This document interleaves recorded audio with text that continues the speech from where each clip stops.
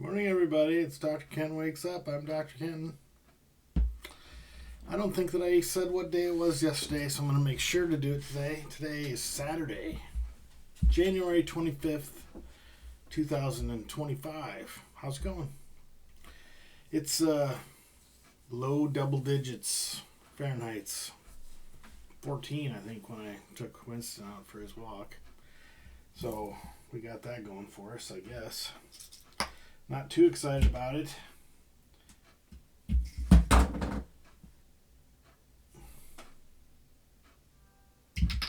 Got some stuff in the mail yesterday that I need to deal with today.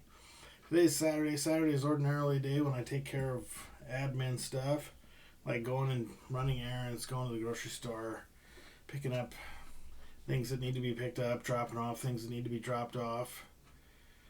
Sometimes it means going to the wood pellet store to get more wood pellets. I think I've got enough for the next week.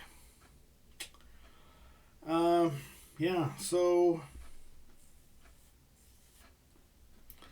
Saturday. The Saturday before school starts back up. So we should be in good shape there.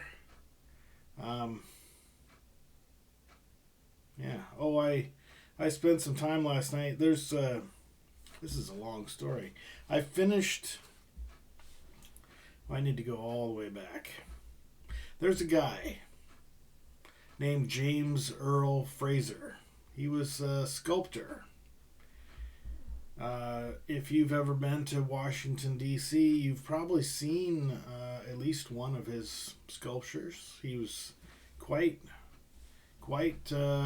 talented and well known, and he also, if you've ever seen one, was the sculptor who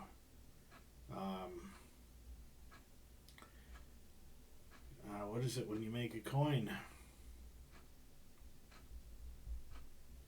He was the guy who created the Buffalo Head nickel, the Buffalo Head side of the Buffalo Head nickel. Sorry, the Indian Head side, the Buffalo nickel. Anyway, on one side of the Buffalo nickel is an Indian in profile, Indian's face in profile, and the other side is a buffalo. He, as it happens, his dad was literally a mechanical engineer, an engineer for the railroad, and the railroad was being built across southern South Dakota, which went through Mitchell and Chamberlain, and it was on its way out to, I guess it was on its way out to Wall Drug. Anyway, so James was born in 1876. And so he was in Mitchell for a couple of years in his formative years, his 4 and 5s. And in his, as a person accumulates fame and renown, there's a desire among official types that they get your papers. One set of papers went to the Smithsonian Institution, and 2 other sets of papers went elsewhere. One that I'm easily recalling is to Syracuse University. I don't know exactly why, but Syracuse. And then the other went to Smithsonian. I think that there's another place out west, maybe like in New Mexico, Arizona, Colorado, around in there. That's just pulling it from my brain. It's 8:30, so I'm still waking up. This gigantic cup of coffee, by the way, is full of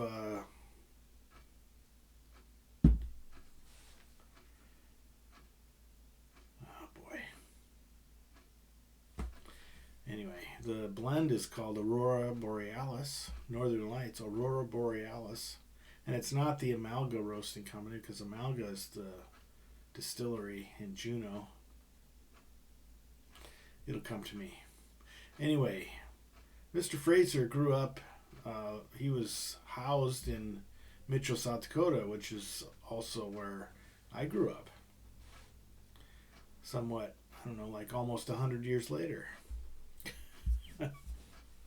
So anyway, he, when you accumulate your papers and you donate them to institutions, they safeguard them and, basically hide them from view for whatever, until somebody comes along who's got a particular interest.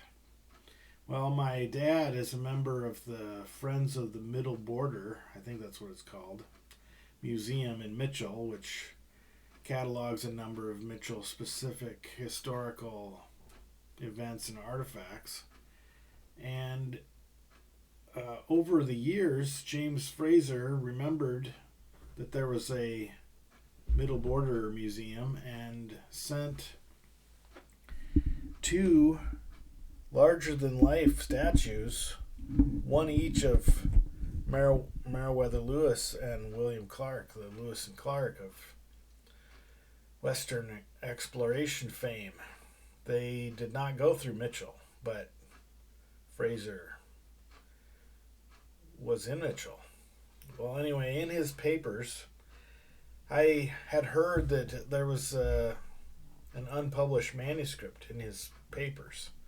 So I contacted the Smithsonian Institution, the American, it's like AIA or something like that. It's the American Art Institute or American, I'm getting all the details wrong. The important things that matter is that there was a microfiche, 2 microfiche reels that had Fraser papers. And one of them included about 65 typewritten pages of anecdotes that he'd written about his time growing up in South Dakota, or specifically in Mitchell, including some details about what it's like to live on the prairie and what it's like to live on the frontier, because in 1881 was just barely before Mitchell became incorporated, and about 9 years before South Dakota became a state. So you're out there on the ragged edge. There's a lot of stories in there about wildlife and interacting with Indians who are not, he doesn't represent them as savages. They're quite conscientious. Talking about settlers driving their schooners across the prairie, heading vaguely west. And then blizzards. Lots of stories about blizzards. So anyway, I found this 65-page unpublished manuscript and wanted to read it. And I also, around that same time that I got interested in trying to track this thing down in the first place, there was a thought in my mind that maybe this Middle Border Museum might appreciate it if somebody transcribed it, and my intent is to send it to them. But then along the way, I realized that maybe there's something additional to it. That he mentioned some of his statues that he's done over time, and I'm wondering if there are some sketches of these statues in progress, or design. I don't remember what. I'm not a sculptor, so I don't know what it's called when you draw a likeness before you start doing the physical layout of the 3D object. Making a plan, I guess. Anyway, he he mentions in his story that he had made a couple of statues that were in honor of somebody specific, but they're not called that. Like there's a. I'm making it up now, but it's true to events that are described in the manuscript.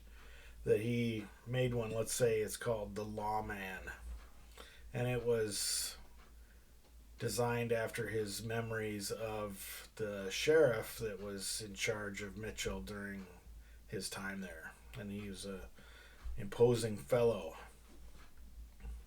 As you can imagine, when you're living on the edge of the country, even especially in those times, that there's a fair amount of lawlessness. There's some descriptions of that too. So I thought that maybe instead of just giving the annotated words, the transcribed words, because the microfiche comes as a series of PDFs, two PDFs, each of them about 1,500 pages long, that represent somebody who's used a document camera, a literal camera, to take pictures of the documents. And then, so going through them, there's quite a lot. And this is just the stuff that's at the Smithsonian. So anyway, my idea was to include some picture elements so that people who maybe aren't aware of what some of these things are that he's talking about, that you could give a picture as maybe a bit of a reference. Like, what's a prairie chicken look like? What does it look like? He talks about the plains are not, at the time the prairie was not flat.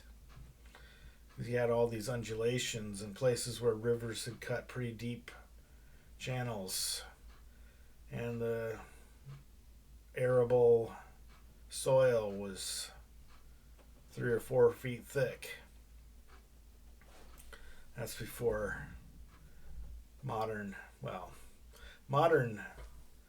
in the artistic sense is something like in the 30s to 50s. Then you have postmodern. Modern agriculture often left fields susceptible to wide-scale erosion. You might have heard of the Dust Bowl before. Well, modern agriculture led to the Dust Bowl, and now you've got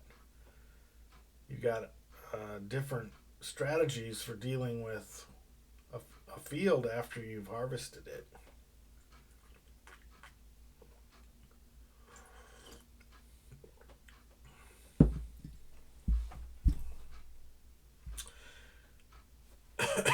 So I finished the transcription yesterday and then wanted to try to go through the other reel of microfiches, the other PDF, looking for these kind of charcoal drawings or whatever that he might have made of the statues.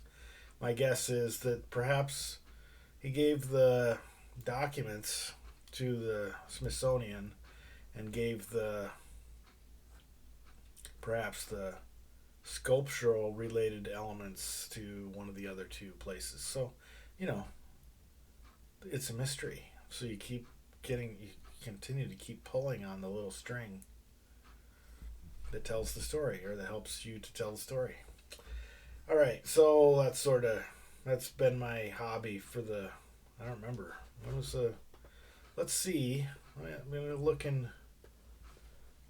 look in my email to see when, I paid for the microfiche in April of 2023. So it's been almost 2 years of just sort of infrequent. But lately, maybe in the past 2-3 months or so, I've been focusing a little bit more on it because I was able to define a couple of edges. So transcribe the document so that it's readable. It's in a fully text-based format that can be shared. The PDFs, by the way, are they're not you get some text pulled down when you highlight the page and copied into text receiver, but they're not. It wouldn't have. It would not be a good experience to try and read it that way.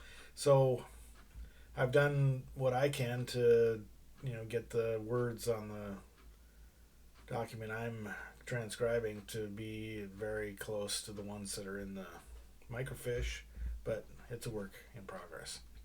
And I want to find some graphics to augment the document so that it's maybe a little more interesting and palatable, and maybe get people to pay attention to it a little. So anyway, that's what's going on for me. It's I mentioned already it's cold. It's January, I guess you gotta expect it to be cold. So anyway, that's pretty much it. I appreciate you stopping by. Love you, bye.